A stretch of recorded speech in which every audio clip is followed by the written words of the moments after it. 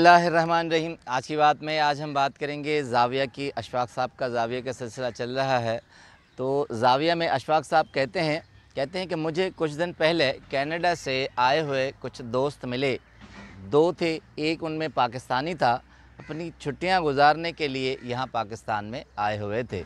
तो कहते हैं कि जब उन्होंने कैनेडियन नेशनलशिप की मुझे बताई और उन्होंने जब अपना विज़िटिंग कार्ड मुझे दिया तो उस पर तकरीबन 7 से 8 डिग्रियां लिखी हुई थी, और दूसरे दोस्त ने जो विज़िटिंग कार्ड दिया उस पर कमोबेश 5 डिग्रियां लिखी हुई थी।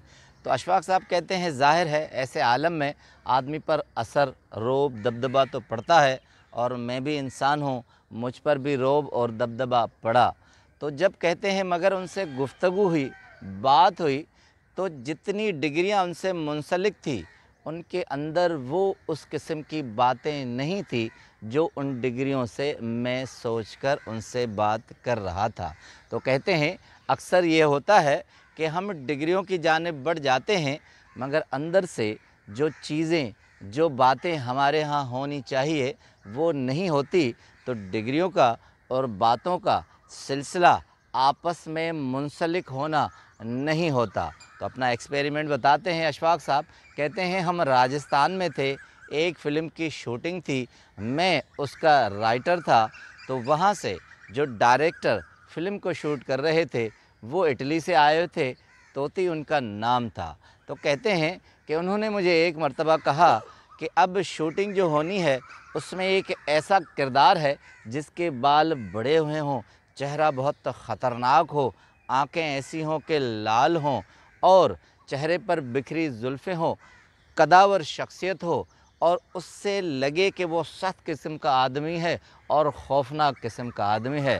तो उन्होंने एक कैरेक्टर का नाम लिया, रास्पुटिन। उस पर मैं आपको बताता चलूँ, उस पर हम एक सेशन कर भी चुके हैं।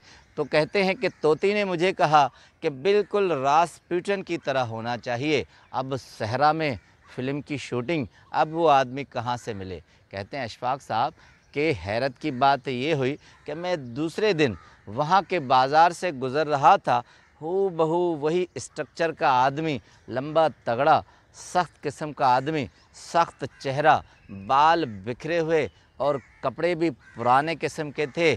तो मुझे देखकर धचका लगा कि ये हू बहू उस कैरेक्टर के लिए फ़िट है। अशफाक साहब कहते हैं कि मैंने उससे रोका, सलाम दुआ के बाद मैंने उससे नाम पूछा तो कहा फ़कीरों का नाम नहीं होता। उसके बाद कहते हैं कि जब मैंने उससे कहा कि फ़िल्म में काम करोगे, उसने कहा जी बाबू साहब मैं काम करूँगा।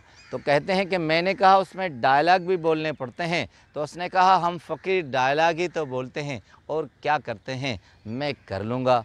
तो मैंने कहा ठीक है। दूसरे दिन मैंने उसे टाइम दिया। अब जैसे ही डायरेक्टर को मैंने बताया, डायरेक्टर फट से बहुत खुश हुआ। उसने कहा वेरी गुड, और 10,000 रुपये मुझे निकाल कर दिए कि जाओ दे आओ, उससे फ़ौरन कहो कि कल आ जाए। अब अशफाक साहब कहते हैं मैं फ़िल्म का राइटर था, मुझे भी 10,000 नहीं मिले थे जो उसे मिले थे। तो कहते हैं मैं उसे दे आया। अब कहते हैं दूसरे दिन सारा सेट लग गया।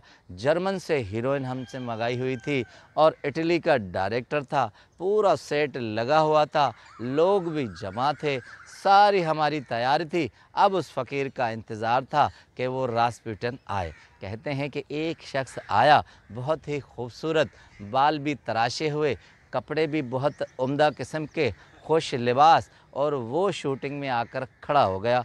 तो हम देखने लगे। अमूमन लोग आते हैं और आम सा ख़याल होता है कि शूटिंग देखने आते हैं, तो हम उनकी तरफ देखने लगे। अब हमारी निगाहें उस शख्स की तरफ थी कि वो आए। तो कहते हैं वो शख्स मुझे बड़े गौर से देख रहा था और थोड़ी देर के बाद कहा कि जी क्या हुक्म है मेरे लिए। तो कहते हैं अशफाक साहब मैं हैरान हुआ। मैंने कहा आप कौन? कहा कि मैं वही फ़कीर हूँ जो कल आपसे मिला था। अब कहते हैं मैंने डायरेक्टर साहब से जब मिलवाया तो दोनों हाथ सर पर रखे, कहा कि मुझे तो वो शख्स चाहिए था जिसके बाल बड़े हों, बिखरे हों, खौफनाक चेहरा हो, कपड़े पुराने से लगें।